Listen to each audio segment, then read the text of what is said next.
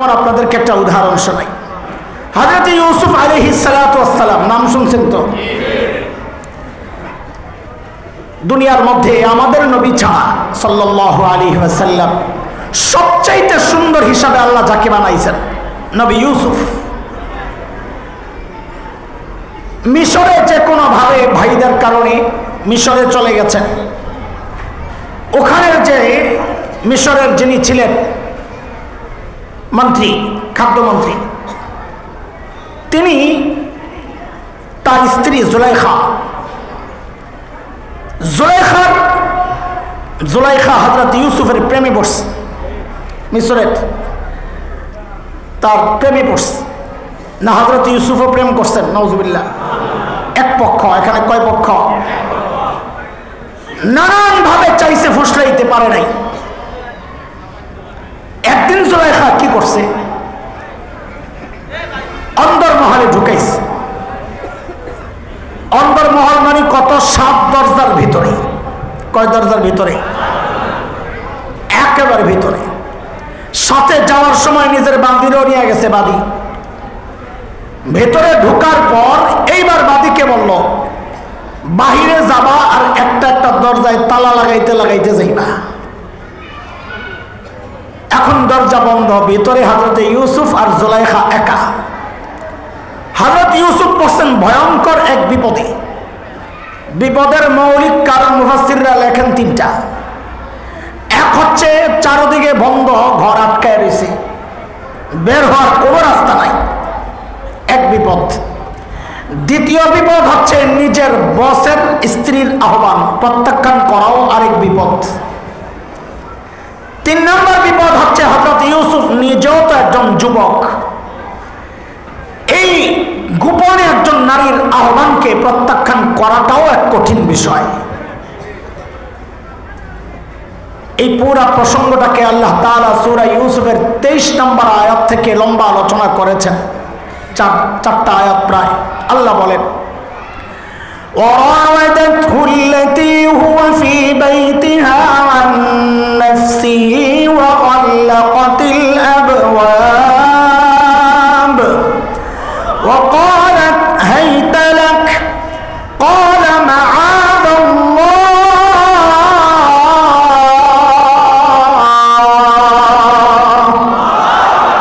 إنه ربي أحسن مثواي إنه لا يفلح الظالمون।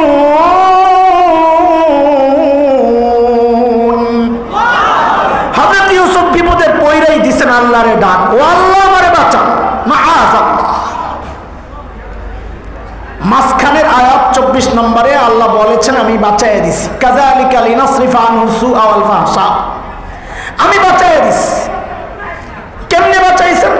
25 নম্বর আয়াত থেকে আল্লাহ বলতেছেন, ওয়াস্তাবাকাল বাব ওয়াকদ্দাত কামিসাহু মিন দুবুর ওয়া আলফা ইয়া সাইয়্যিদাহা লাদাল বাব।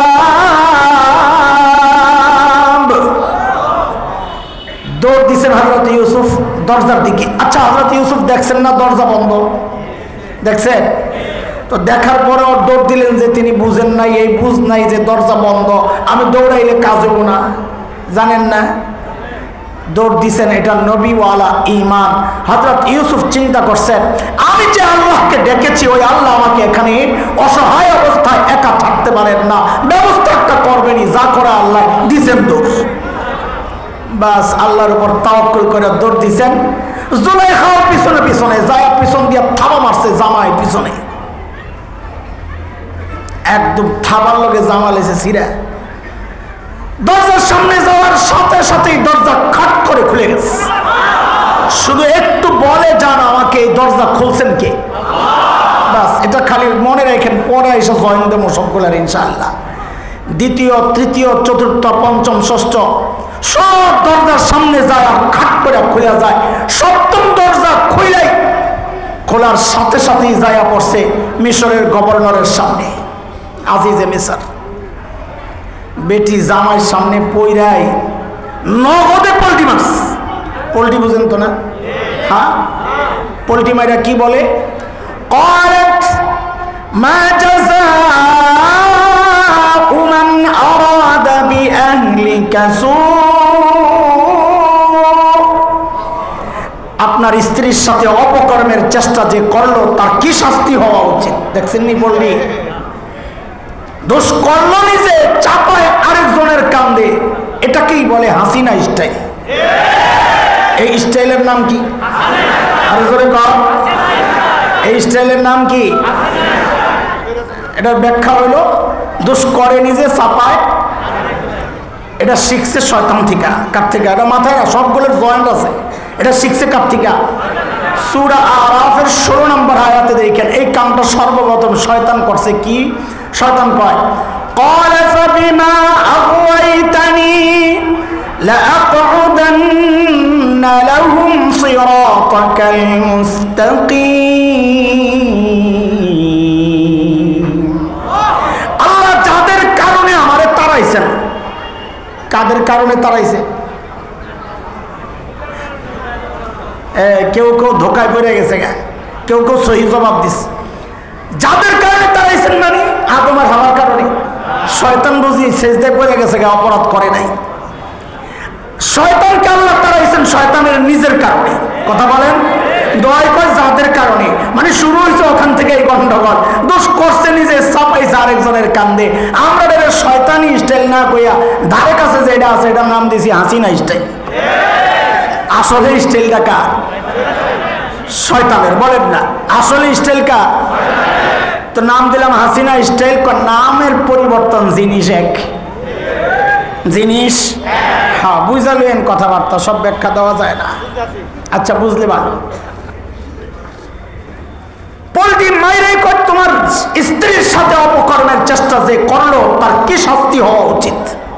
বাপরে বাপ, কি গরম বেটি। যত বড় অফিসার আছে বাহিরে দেখবেন মাস্তানি করে, ঘরে যাইয়া বিলাই, ওখানে বউয়ের শাসন চলে।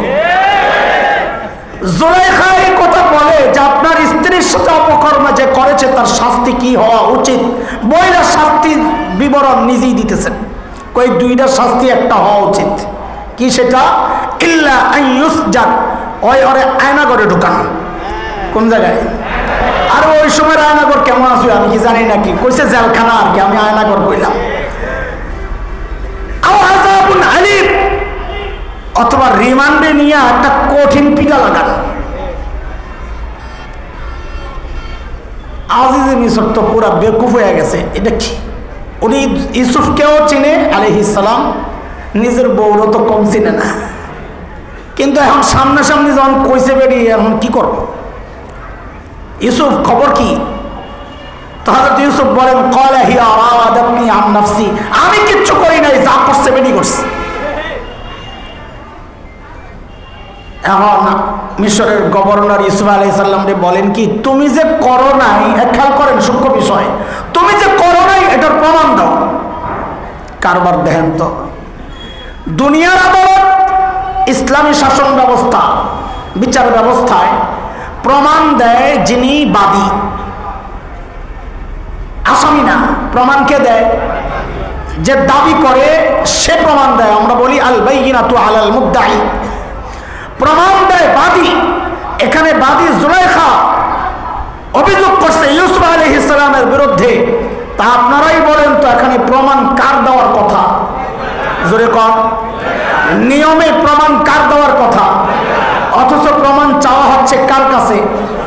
নিয়ম মানা হইল না অনিয়ম হইল? কেন এই অনিয়মটা কেন হইল? কারণ হইল তখন জুলাইখারা ক্ষমতায় থাকলে আর নিয়ম মানা লাগে না। আরে বুঝে আসছে কি কথা? বুঝেননি কিছু? তখন অনিয়মই নিয়ম হয়ে যায়। কথা বলে, তখন অনিয়ম কি হয়ে যায়? নিয়ম হয়ে যায়। সুবহানাল্লাহ। জুলাইখার হযরতে ইউসুফের কাছে যখন প্রমাণ চাওয়া হয়েছে, ইউসুফ চিন্তা করে আমি এখন প্রমাণ পাবো কই? ভিতরে ছিলাম আমি আর জুলাইখা।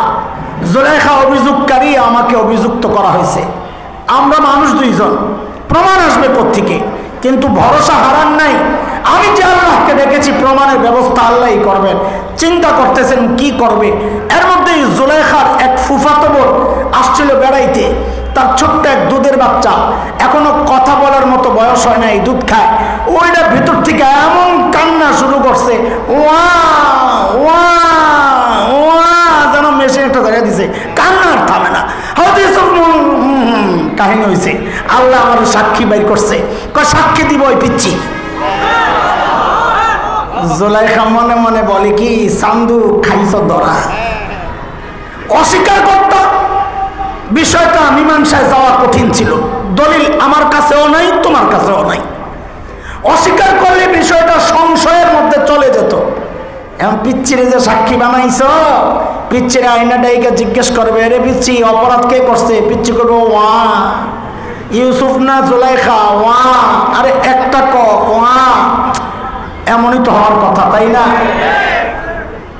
আজিজে মিশরও চিন্তা করছে, ইউসুফ যেহেতু কইছে কাহিনী একটা আছে, নাইলে এই জায়গায় যদি বলতো আমরা কি বলতাম, ফাইজলামি করস না, এই পিচ্ছি কি সাক্ষী দিব রে, এই কথা বলতাম না।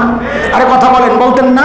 তুই আমার সাথে ইতলামি করস, আমার সাথে বিতলামি করস, বেটা পিচ্ছি সাক্ষী দিব, ফাইজলামির জায়গা বাস না, আকাম করে এলোমেলো পাগলামির ভাবলো লাগাই তো ধরে বাড়ি, কথা কম। কিন্তু আজিজে মিশর জানে, ইউসুফ জানতেন মানুষ না। ইউসুফ যেহেতু বলেছে পিচ্ছি সাক্ষী দিবে, এর মধ্যে কাহিনী একটা আছে, পিচ্ছিরে আনা হয়েছে। পিচ্ছিরে এখন পিচ্ছিরে জিজ্ঞেস করা হচ্ছে, এরে পিচ্ছি অপরাধ কে করছে রে? দেখেন আল্লাহ তাআলার কি কুদরত।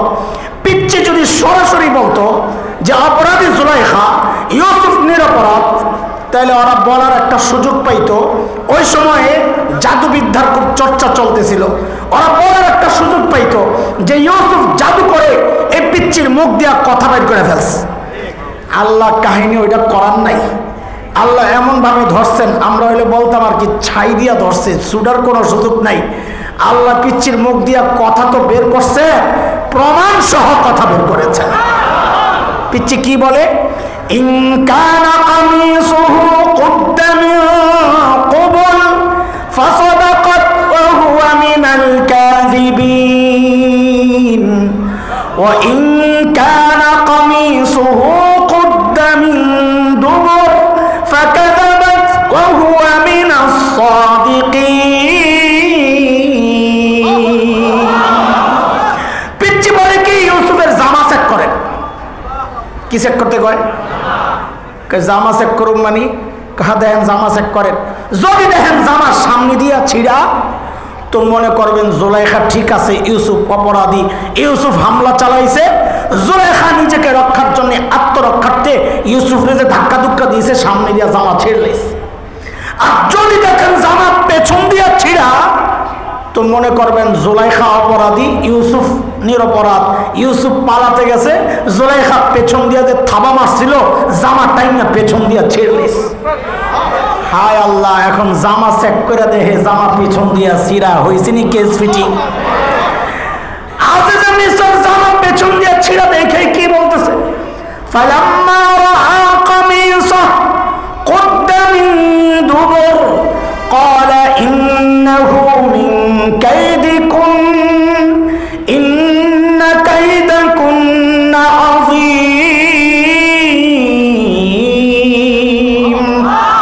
জামা পেছন দিয়া ছিড়া দেখে আরে জুলাইখা তো বেডি গো সকান্ত বড় মারাত্মক। আল্লাহ ইউসুফরে কি কয়, ইউসুফ আলাইহিস সালাম, ইউসুফ আরিদান হাজা, কাউরে কিছু বইল টইল না, মান ইজ্জতের ব্যাপার। আর বেডির কয় আস্তাগফিরি লিজাম্বিক, তুই তওবা কর, গুনাহ করছস, তওবা কর, দোষ করছস, নিজে চাপায়া দিছস আরেকজনের কান্দে। এখন আমরা কই তওবা টবা কইরা যদি কয় যা করছি মাফ চাই, আর জিন্দেগিতে করুন না, এইটা কইল ছাড়ার একটা রাস্তা তৈরি হবে। কখন?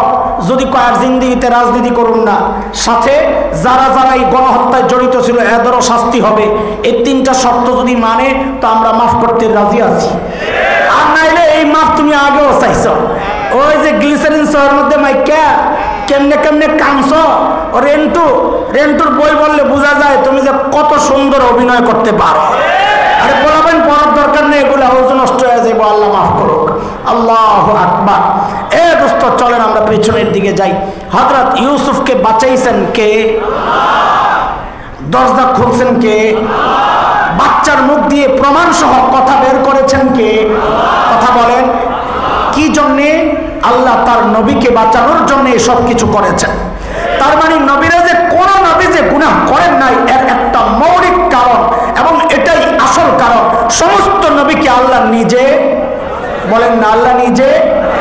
কিন্তু প্রশ্ন হইল আল্লাহ কেন বাঁচাইছেন নবীদেরকে? এটা একটা সূক্ষ্ম ব্যাপার, বর্তমান সময়ের অনেক ফিতনা এই বিষয় না বোঝার কারণেই হয়। একটু খেয়াল করেন, আল্লাহ তাআলা সূরা হজ 17 নম্বর পারার একদম শেষ পৃষ্ঠা 75 নম্বর আয়াত আল্লাহ বলেন, আল্লাহু ইয়াসতাফি মিনাল মালাইকাতি রাসূলান ওয়া মিনান নাস ইন্নাল্লাহা সামিউন বাসীর। আল্লাহ বলেন মানুষ এবং ফেরেশতার মধ্যে যে রাসূল, এটা আমি আল্লাহ নিজের নির্বাচন। রাসূল নির্বাচন কার? জোরে কম, জোরে কম। এটা রাতের ভোটের নির্বাচন না, এই নির্বাচন কার? আরো জোরে বলেন কার? আল্লাহ সমস্ত নবীকে গুনাহ থেকে কেন বাঁচাইছেন? কারণ নবীরা যদি গুনাহ করত তো আল্লাহর নির্বাচনটা প্রশ্নবিদ্ধ হয়ে যাইত, যাতে কাদেরকে নির্বাচন করলেন, এরা দেখি গুনাহ করে। এই জন্য দোস্ত হযরত উলামায়ে কেরাম, উলামায়ে দেওবন্দ বিশেষ করে এই জায়গায় এতটা কঠোর। কেউ যদি নবীদের সমালোচনা করে তার মানে সে আল্লাহর নির্বাচনকে প্রশ্নবিদ্ধ করছে। শুধু তাই না, কেউ যদি নবীদের দায়িত্বে অবহেলার ভয়ঙ্কর অভিযোগ তোলে, কথার কথা এমন যদি কেউ বলে নবী মূসা আলাইহিস সালাম তার নবুয়তের দায়িত্বে, রিসালাতের দায়িত্বে অবহেলা করেছেন, তিনি কাজ ঠিক করেন নাই, নাউযুবিল্লাহ, তাহলে শুধু নবী মূসাকে অভিযুক্ত করা হয় নাই, ওই মানুষটা আল্লাহর নির্বাচনকে পর্যন্ত প্রশ্নবিদ্ধ করেছে।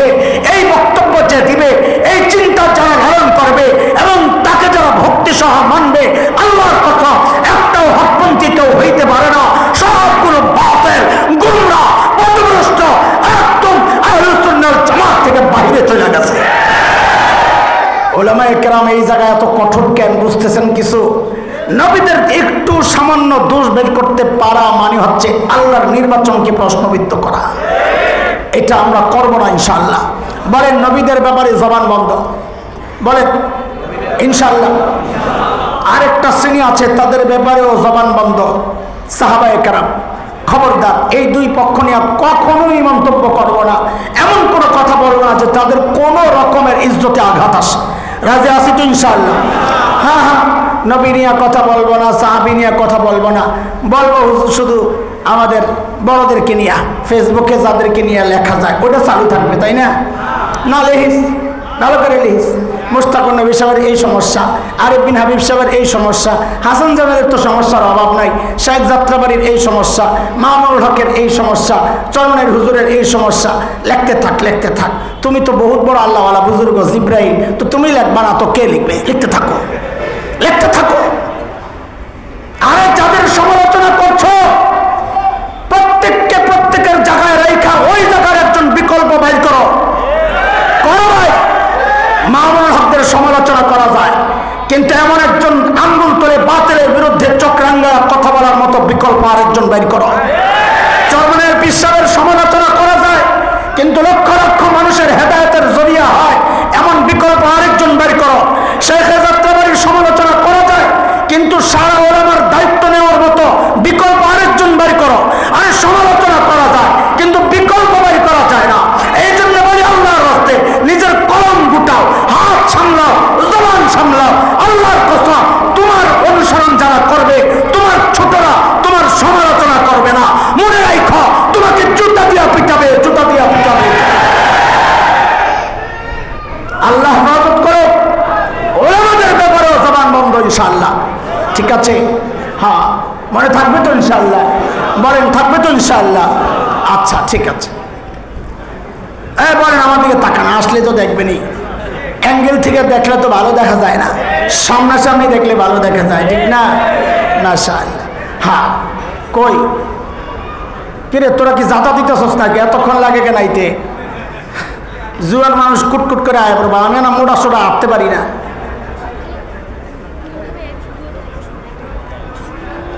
কি ও আপনি কোন কারামতি শিখছেন? আমারও তো জেমে পাইছে, আপনার পায় নাই?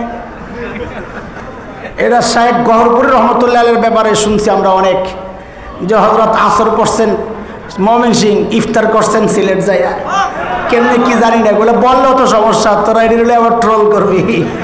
আমরা আমাদের বড়দের কারামতগুলো বলতে ইতস্ত করি, কারণ জানি পোলাপানি অপেক্ষায় থাকে এগুলার ক্রস দিয়া জাহাজগুবি বাপদাদার কিচ্ছা কাহিনী। আরে বেটা আমগো এরকম বাপদাদা আছে তো কত নাই বেটা, তারা কবি করতে গা কিচ্ছা। আচ্ছা খেয়াল করেন, মাওলানা যেহেতু চলে আসছে আমি কথা আগাবো না খুব বেশি ইনশাআল্লাহ, অল্প সময়ের মধ্যে শেষ করার চেষ্টা করবো ইনশাআল্লাহ। হায় আল্লাহ, বাজেও তো কম না।